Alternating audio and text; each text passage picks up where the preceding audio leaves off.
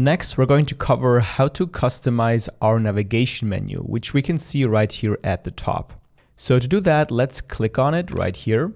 And then under menu, click on main menu and then click edit. And this will take us back to the Shopify dashboard, to content and then menus. And here we can make changes to our menu items. Now I want to just add my collections in the top navigation.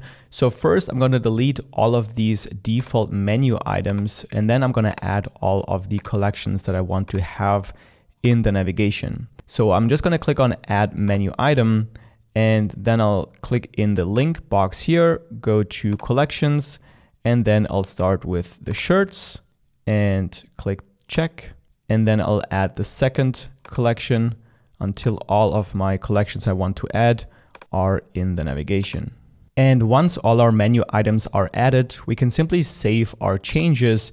And then to check out how this looks, we can hover over online store and then click on this eye icon to preview our store. And now we can see that the menu has changed to our collections, and we can also click on any of these links and it will go directly to the collection page. Let's go back to the dashboard.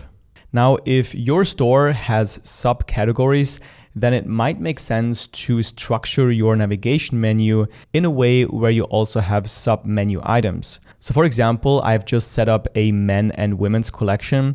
And what I can do now is drag the shirts collection under the men's category or the men's menu item like this. And then once I save this new structure, we can see that on the store, when we reload it, we have a different setup. We have the main navigation items, and then when you hover over it, these sub-menu items will show up. And this is a very cool way to keep your menu organized.